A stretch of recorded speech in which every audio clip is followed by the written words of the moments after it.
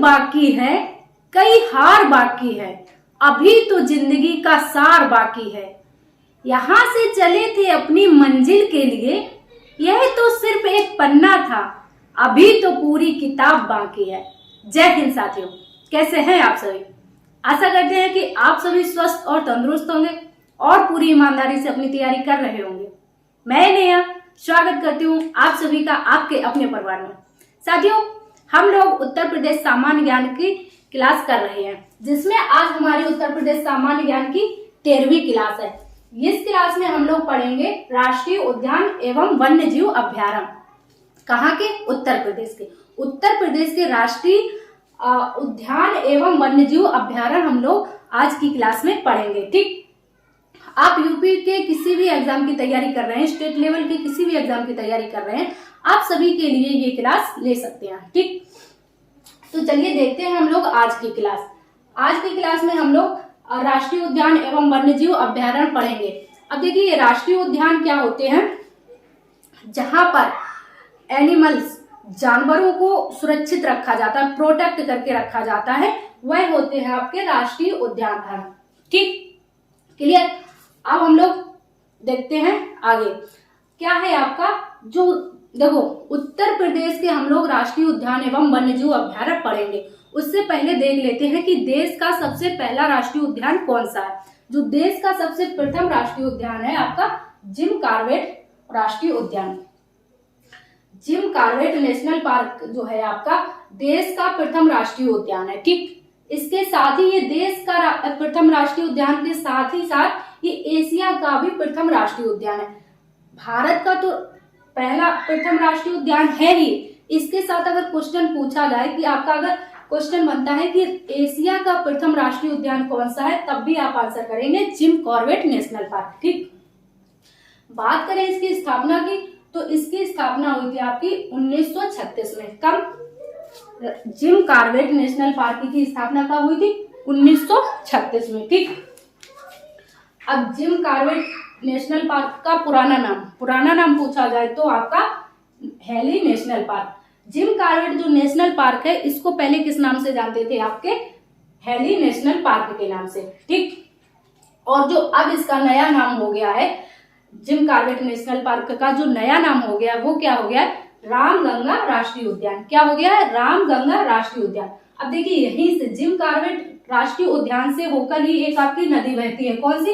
रामगंगा नदी। रामगंगा जो नदी है आपके जिम कॉर्बेट राष्ट्रीय उद्यान से होकर ही प्रवाहित होती है।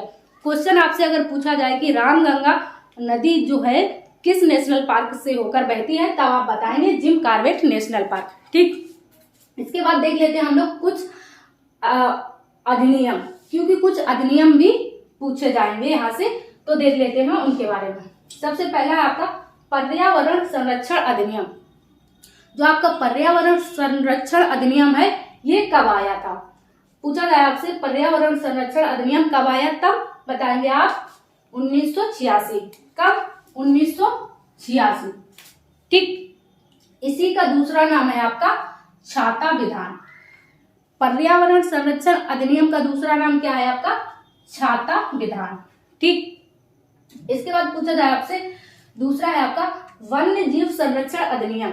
जो वन्य जीव संरक्षण अधिनियम है, ये कब आया? वन्य जीव संरक्षण अधिनियम आपका 1972 में। कब? 1972 में पारित हुआ आपका वन्य जीव संरक्षण अधिनियम। ठीक, इसके बाद एक क्वेश्चन बनेगा आपका कि वन्य जीव संरक्षण अधिनियम में संशोधन कब हुआ? कब हुआ संशोधन आपका? 2003 में। कब? जो वन्य जीव संरक्षण अधिनियम है, इसमें आपका संशोधन होता है 2003 में। और संशोधन में क्या होता है कि जो इसमें और ज्यादा सजा और जुर्माना लगाया जाएगा। जो इसमें संशोधन हुआ उसमें ये बताया गया कि अब इस अधिनियम में और ज्यादा सजा और जुर्माना लगाया जाएगा। ठीक, क्लियर? इसके बाद बात करें प्रोजेक्ट टाइगर। प्रोजेक्ट टाइगर कब आया? देखो, भारत में टाइगर की जो मतलब संख्या कम हो रही है, उसके लिए प्रोजेक्ट टाइगर लाया गया। कब? 1973 में। कब? 1973 में।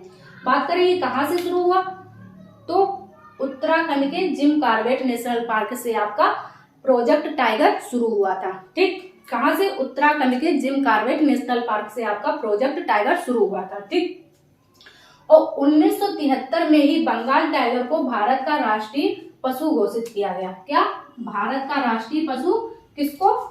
बंगाल टाइगर को 1973 में ही भारत का राष्ट्रीय पशु है जो, वो किसे घोषित किया गया? बंगाल टाइगर को। इससे पहले भारत का राष्ट्रीय पशु क्या हुआ करता था? इससे पहले जो भारत का राष्ट्रीय पशु हुआ करता था वो शेर हुआ करता था। क्या? शेर हुआ करता था। ठीक, यहां तक क्लियर? ये आप नोट कर लीजिए। इसके बाद आगे देखते हैं। इसके बाद हम लोग देखेंगे वन्य जंतु रक्षक प्रशिक्षण केंद्र कहाँ है आपका।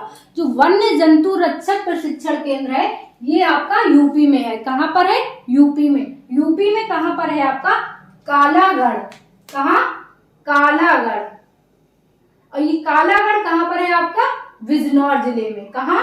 बिजनौर जिले में। जो वन्य जंतु रक्षक प्रशिक्षण केंद्र यूपी में है आपका, कहाँ पर? कालागढ़ बिजनौर जिले में। कहाँ पर? कालागढ़ बिजनौर जिले में। ये क्वेश्चंस एग्जाम में पूछ लिया जाता है। ठीक, इसके बाद अब हम लोग पढ़ेंगे उत्तर प्रदेश के राष्ट्रीय उद्यान, उत्तर प्रदेश के नेशनल पार्क। आपको पता है कि उत्तर प्रदेश में सिर्फ एक राष्ट्रीय उद्यान है, कि उत्तर प्रदेश में सिर्फ एक राष्ट्रीय उद्यान है। कौन सा? Dudhwa national park. कौन सा? दुधवा राष्ट्रीय उद्यान। कौन सा आपका? दुधवा राष्ट्रीय उद्यान। बात करें इसकी स्थापना की, दुधवा राष्ट्रीय उद्यान की स्थापना आपकी कब होती है? कब? 1968 में। कब होती है? 1968 में। किस नाम से? दुधवा पशु विहार। दुधवा पशु विहार के नाम से। किस नाम से? 1968 में जो आपकी दुधवा पशु विहार के नाम से आपके इसकी स्थापना होती है। ठीक, बाद में कब? 1977 में जो है इसका नाम दुधवा राष्ट्रीय उद्यान पड़ जाता है। कब? 1977 में। 1977 में इसका आपका दुधवा राष्ट्रीय उद्यान पार्क पड़ जाता है नाम। ठीक, बात करें इसके क्षेत्रफल की, कि जो दुधवा राष्ट्रीय उद्यान है इसका क्षेत्रफल कितना है? तो कितना है? 490 वर्ग किलोमीटर। कितना? 490 वर्ग किलोमीटर। देखते हैं कहाँ पर स्थित है आपका। अगर क्वेश्चन पूछा जाए कि दुधवा राष्ट्रीय उद्यान आपका कहाँ पर है, तो कहाँ है? लखीमपुर में। कहाँ पर? जो इसका ज्यादा से ज्यादा एरिया है वो है आपका लखीमपुर में, और उसका कुछ एरिया पीलीभीत में भी लगता है, लेकिन जो ज्यादा पार्ट है आपका वो लखीमपुर में है। तो आंसर आपका रहेगा लखीमपुर। अगर लखीमपुर ऑप्शन में नहीं दिया रहेगा तब आप पीलीभीत भी टिक कर सकते हैं। ठीक, उत्तर प्रदेश के लखीमपुर में। अब देखो, जो प्रोजेक्ट टाइगर योजना, जो भारत में तो आपके प्रोजेक्ट टाइगर कब शुरू हुआ था आपका? 1973 में। कब? 1973 में। और ये यूपी में कब शुरू हुआ है आपका? 1987 और 88 में। कब? 1987 और 88 में। कहाँ से आपके? दुधवा राष्ट्रीय उद्यान से। क्वेश्चन पूछा जाए कि उत्तर प्रदेश में प्रोजेक्ट टाइगर योजना कब शुरू हुई, तब आप बताएंगे 1987-88 में। और कहां से? दुधवा राष्ट्रीय उद्यान से। कहां से? दुधवा राष्ट्रीय उद्यान से। क्लियर हो गया? इसको नोट कर लीजिए। इसके बाद हम लोग आगे देखते हैं। साथियों, अब हम लोग पढ़ेंगे उत्तर प्रदेश के वन्य जीव विहार। क्या? उत्तर प्रदेश के वन्य जीव विहार। तो उत्तर प्रदेश में जो टोटल वन्य जीव विहार है वो कितने हैं, आप लोग कमेंट्स में बताएंगे। ठीक है, तो देखते हैं सबसे पहला जो आपका उत्तर प्रदेश का सबसे पहला वन्य जीव विहार है वो कौन सा है आपका? चंद्रप्रभा वन्य जीव विहार। कौन सा? चंद्रप्रभा वन्य जीव विहार। ये आपका उत्तर प्रदेश का प्रथम, आपका उत्तर प्रदेश का प्रथम वन्य जीव विहार है आपका चंद्रप्रभा वन्य जीव विहार। इसकी स्थापना कब हुई थी? कब हुई थी आपकी? 1957। इसकी स्थापना कब हुई आपके? 1957। कहां पर है आपके? यूपी के चंदौली जिले में। कहां पर?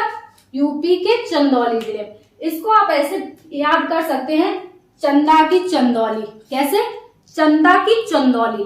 चंद्रप्रभा वन्य जीव विहार कहाँ है आपके? चंदौली में। ठीक, क्लियर? इसके बाद जो दूसरा वन्य जीव विहार है आपका किशनपुर वन्य जीव विहार। किशनपुर वन्य जीव विहार आपका कहाँ पर है? लखीमपुर में। कहाँ? लखीमपुर में। इसकी जो स्थापना हुई आपकी 1972 में। कब? 1972 में। देखिए इसको कैसे याद करेंगे आप? किशनपुर, किशनपुर वन्यजीव लखीमपुर। देखो इधर किशनपुर लखीमपुर, इसको ऐसे पुर से रिलेट कर लेंगे आप, किशनपुर लखीमपुर। ठीक, क्लियर? इसके बाद है आपका कतरनिया घाट वन्यजीव विहार। कौन सा? कतरनिया घाट। कतरनिया घाट वन्यजीव विहार आपका कब बना है? 1976 में। कब? कतरनिया घाट वन्यजीव विहार की जो स्थापना है आपकी कब होती है? 1976 में। कहाँ पर? बहराइच। कहाँ? बहराइच। अब कतरनिया घाट, देखो इसमें भी कतर बहर ऐसे करके आप याद कर सकते हैं। बहराइच कतरनिया, कतरनिया बहराइच। ठीक, क्लियर? इसके बाद जो आपका चौथा वन्यजीव विहार है कौन सा? रानीपुर। रानीपुर वन्यजीव विहार कहाँ है आपका? चित्रकूट में। कहाँ? चित्रकूट। कब स्थापना होती है इसकी आपकी? 1977। रानीपुर वन्यजीव विहार कहाँ है आपका? चित्रकूट में। स्थापना कब होती है? 1977। इसको आप याद कर लेंगे रानी। रानी कहाँ की है आपकी? चित्रकूट में। रानी कहाँ की है? चित्रकूट की। ठीक, क्लियर? याद कर लेंगे आप। इसके बाद है आपका महावीर स्वामी वन्यजीव विहार। 5वें नंबर पे है आपका महावीर स्वामी वन्यजीव विहार। ये कहाँ पर है आपका? ललितपुर। कहाँ? ललितपुर। कब स्थापना होती है? 1977। जो आपका महावीर स्वामी है आपका, इसकी स्थापना कब होती है? 1977 में। कहाँ पर है आपका? लखीमपुर ललितपुर। कहाँ है आपका? ललितपुर। ठीक, ये आपका जो महावीर स्वामी वन्यजीव विहार है ये आपका उत्तर प्रदेश का सबसे छोटा वन्यजीव विहार है। जो क्वेश्चन बनेगा आपका कि उत्तर प्रदेश का सबसे छोटा वन्यजीव विहार कौन सा है? कौन सा? महावीर स्वामी। कहाँ पर है? ललितपुर। ठीक, बात करें इसके क्षेत्रफल की तो कितना है? 5 किलोमीटर वर्ग स्क्वायर। कितना? 5 किलोमीटर। सिर्फ 5 किलोमीटर वर्ग स्क्वायर इसका जो है एरिया है आपके महावीर स्वामी का, जो आपके उत्तर प्रदेश का सबसे छोटा वन्यजीव विहार है।